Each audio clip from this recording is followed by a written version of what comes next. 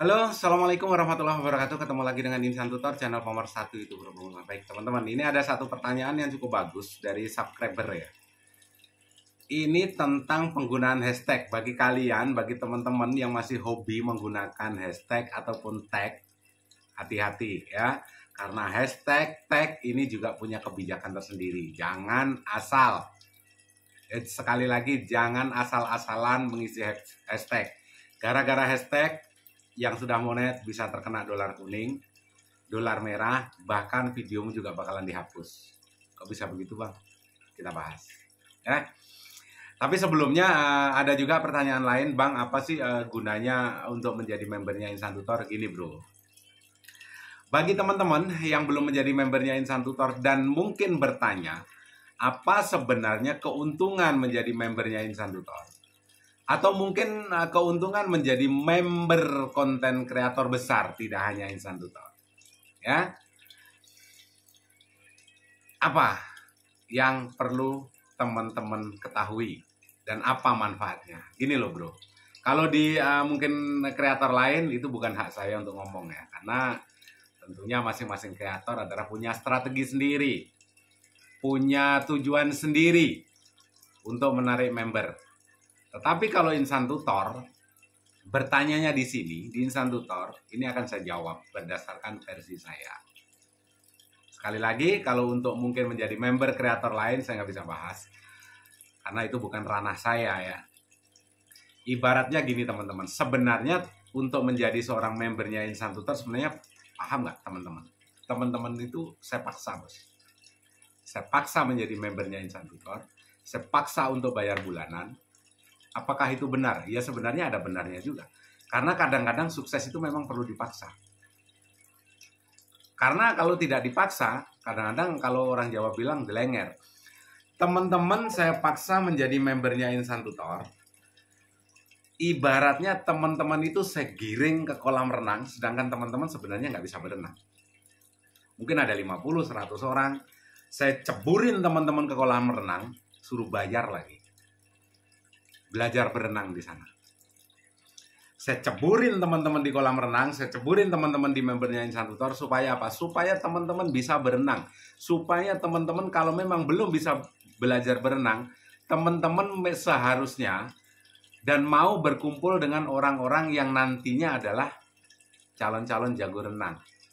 Suka atau tidak suka, mau atau tidak mau, kalau sudah menjadi membernya Insan Tutor, teman-teman harus pandai dan belajar untuk berenang. Ya, dengan belajar berenang, setidaknya teman-teman tuh tahu arah. Tahu arah yang tadinya tidak tahu apa-apa, setelah itu menjadi tahu apa-apa, ada gambaran bagaimana mengembangkan channel. Saya ajak bersama-sama untuk belajar berenang di sana, memahami tentang dunia konten kreator yang teman-teman sebelumnya belum tahu, sampai setidaknya bisa berenang. Ya, setidaknya sampai bisa berenang. Tidak harus mahir berenang. Karena itu adalah nanti masuknya ke perenang profesional ibaratnya. Seorang konten kreator profesional. Itu pelan-pelan. Ya, bagi para konten kreator profesional tentunya kan kita akan selalu bersama-sama, kita akan selalu berdampingan. Tetapi setidaknya teman-teman belajar dulu untuk bisa berenang. Memang saya ceburin di kolam renang yang tadinya tidak tahu apa-apa. Jadi dari sini teman-teman bisa mengembangkan ide-ide konten apa yang harus dilakukan, belajar bersama untuk perkembangan channel kita. Ya, sekali lagi kadang-kadang memang sukses itu harus dipaksa. Tetapi saya harapkan juga yang sudah nyebur berpikir positif itu juga penting, ya. Walaupun teman-teman misalnya menjadi member, setelah itu sudah tahu kolam renangnya, teman-teman nggak nyebur di kolam renangnya, di situ ada video-video bagus, ya sama aja. Ya sama aja. Sudah tahu maksud tujuan saya ya. Jadi ya, memang saya ceburin teman-teman ke kolam renang supaya lebih pinter lagi menghadapi dunia digital, mengembangkan channel. Apa mungkin hanya sekedar pengen berenang? Member kan beda-beda juga bos. menjadi membernya Insan Tutor hanya sekedar pengen tahu atau sekedar pengen ya nyebur kolam renang lah, di pinggir-pinggir aja lah. Ada yang memang ingin belajar berenang, ada yang ingin menjadi perenang profesional. Nah, ini jangkanya kan panjang. Kita belajar bersama-sama.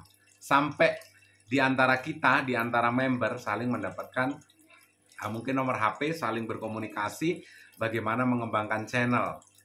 Gampang ya? Gampang. Oke. Sekarang kita kembali ke hashtag. Bagi teman-teman yang hobi hashtag, ini hati-hati ya, hati-hati. Karena hashtag ini juga punya kebijakan. Kebijakan yang memang tentang hashtag. Memang hashtag itu diizinkan oleh YouTube, tetapi di deskripsimu, kalau teman-teman menggunakan hashtag yang terlalu banyak, lebih dari 60 hashtag, yang terjadi juga hashtagmu itu justru tidak dianggap oleh YouTube dan dianggap tidak ada hashtag. Kalau lebih dari 60 hashtag. Ya, tuh. Terus apalagi misalnya hashtagnya tidak sesuai dengan isi video atau tagmu juga tidak sesuai dengan isi video lebih lebarnya, tapi kita bahas hashtag, tapi kemungkinan akan kita bahas sedikit tentang kita membahas tentang hashtag, tapi akan kita bahas sedikit juga tentang tag ya. Jadi kalau hashtag yang teman-teman cantumkan di deskripsi tersebut tidak relevan dengan isi videomu, ini juga bisa menyebabkan $1 kuning, bisa $1 merah, atau bahkan videomu dihapus oleh YouTube hanya gara-gara hashtag. Padahal tidak ada pelanggaran sama sekali.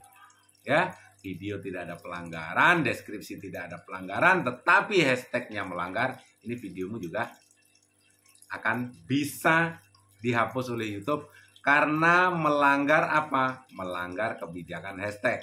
Karena dianggap menyesatkan metadata. Bagi yang hobi hashtag, padahal hashtag itu tidak begitu penting sebenarnya.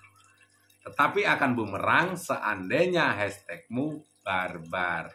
Ya, videomu membahas tentang tutorial, videomu membahas mungkin tentang mancing, videomu membahas tentang budidaya lele, tapi hashtagmu kemana-mana.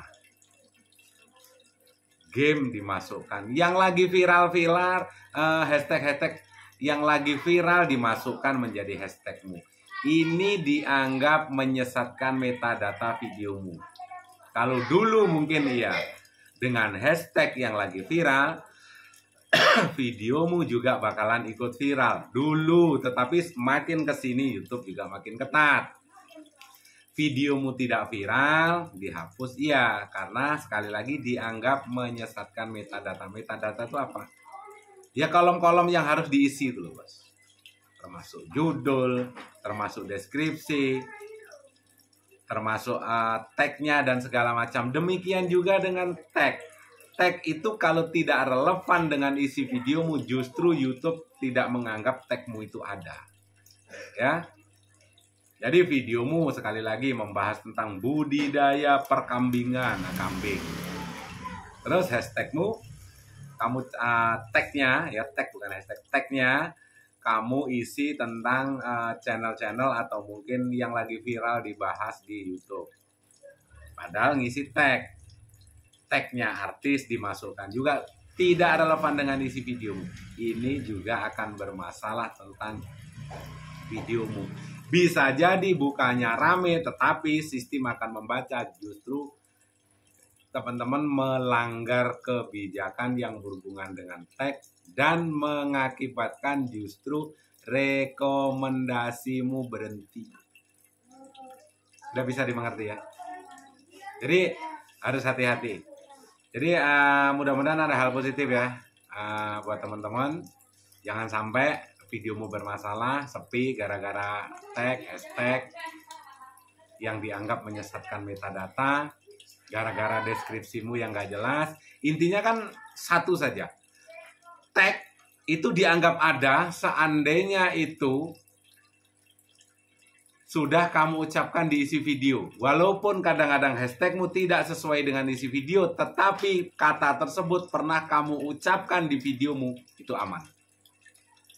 Ya, misalnya kalian mengadopsi kata-kata atau bahasa video yang lagi viral pembahasannya, lagi banyak penontonnya, lagi dibahas orang berulang-ulang di YouTube. Itu sudah kamu ucapkan di videomu, dan itu kamu bikin hashtag atau tag, itu aman. Jadi narasi, hashtag, tag harus ada toleransinya.